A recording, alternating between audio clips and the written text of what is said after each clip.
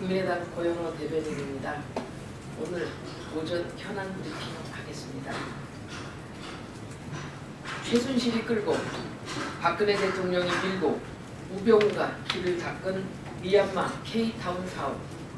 최순실과 우병우가 개입된 것으로 알려진 미얀마 K타운 사업이 박근혜 대통령의 지시로 시작됐다는 사실이 밝혀졌다. 박 대통령이 작년 4월 미얀마 한류 사업을 지시했고 청와대 경제수석실이 한 달 만에 미얀마 K타운 사업을 작성해 보고했다는 것이다. 미얀마 K타운 사업은 최순실이 끌고 박근혜 대통령이 이뤄졌다. 우병우 전 수석은 걸림돌이 없도록 인사권을 휘둘러 길을 닦았다. 국민과 국가의 미래를 위해 행사되어야 할 대통령과 청와대의 권력이 원조 사업의 탈을 쓴 박 대통령 최순실 일가의 사제 축적의 도구로 사용되었다. 박근혜 대통령과 함께하는 최순실에게 대한민국의 국책사업은 자신을 위한 적산 불화였을 뿐이다. 이제 와서 박근혜 정부가 추진한 국책사업에 최순실이 개입하지 않았다는 것이 오히려 이상할 지경이다. 국민의당은 박근혜 정부 추진 사업에 대한 총체적인 수사를 박영수 특검에 요청하는 바이다. 책임은 부정하며 재판 과정은 질질 끄는 구차한 시간 벌기. 박근혜 대통령의 탄핵 심판 대응 기조.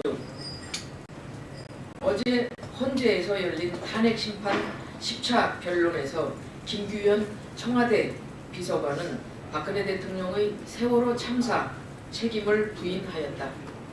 세월호 참사는 선사와 해경의 책임이지 대통령 때문에 세월호가 침몰했느냐는 것이었다. 그러나 이는 사건의 본질을 그리는 교묘한 물타기일 뿐이다. 누가 승객들을 버리고 제 살 길만 찾은 이준석 선장과 선원들의 무책임한 행태, 승객들을 제때 구조하지 못한 해경의 무능함을 모르겠는가? 국민이 박근혜 대통령에게 추궁하는 것은 세월호 참사의 원인뿐 아니라 세월호 침몰 당시 7시간 동안 재난을 지휘하지 않고 도대체 관저에서 무엇을 했는지 재난 구조의 컨트롤 타워로서 박근혜 대통령의 역할과 책임을 묻는 것이다. 실무자로서의 책임이 아니라 컨트롤 타워로서 총체적인 대응, 관리에 대한 책임을 묻는 것이다. 더욱이 박 대통령 측은 이번에도 15명의 무더기 증인을 신청해 재판 과정을 늦추려는 공작을 이어갔다. 책임은 부정하며 재판 과정은 질질 끄는 시간 끌기가 박근혜 대통령 측 탄핵 심판 대응 기조인지 구차하기 이를 데가 없다. 국민의당은 청와대에 경고한다.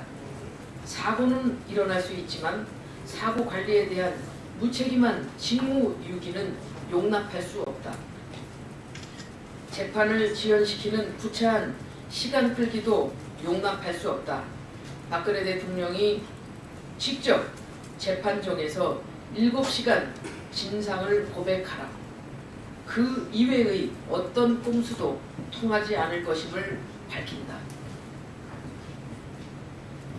문학의 블랙리스트, 국정원 댓글 사건에 이은 민주주의 파괴의 정치 공작. 유신 독재의 기틀을 세운 김기춘 전 실장이 왜 문학의 블랙리스트를 주도했는지 이제서야 그 이유가 밝혀졌다. 블랙리스트 작성 목적이 선거 활용을 위한 여론 조작이라는 특검의 잠정 결론이 나왔다. 여론에 큰 영향을 미치는 문화계를 통제해 박근혜 시즌2를 이어가겠다는 것이었다. 정부 여당은 지난번 대선에서는 국정원 댓글 사건으로 여론을 조작하더니 이번 대선에서는 예를 들어 여론을 조작하려고 했다. 나치 여론 선거의 핵심이었던 괴벌스가 연상되는 민주주의 파괴의 정치 공작이다. 민주주의 시스템이 정상적으로 운영되려면 여론이 왜곡 없이 정치권에 전달되어야 한다. 여론이 왜곡되고 집권 세력의 입맛에 맞게 제공되는 순간 민주주의는 무너지게 되는 것이다.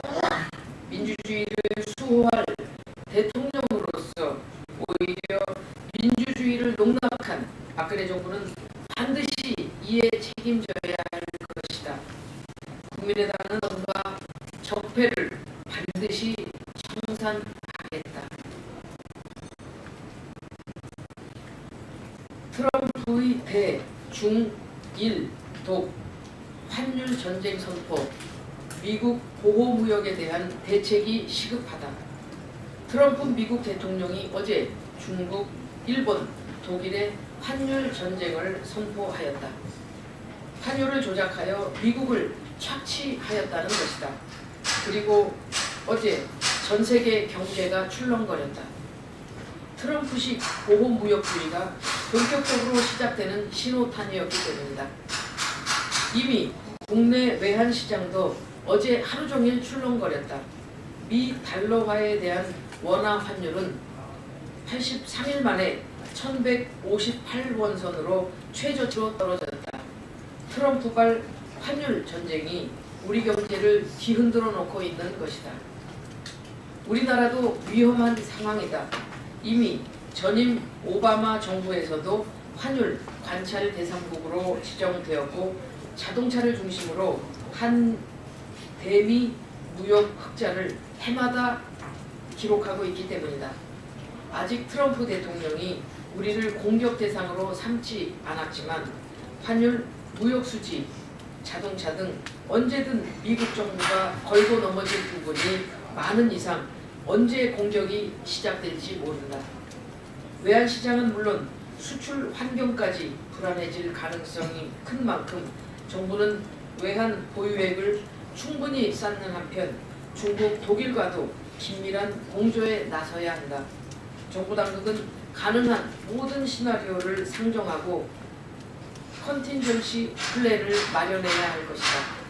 사드로 휘청거리는 한국 경제에 더 이상 충격이 있어서는 안 되는 것이다. 이상입니다.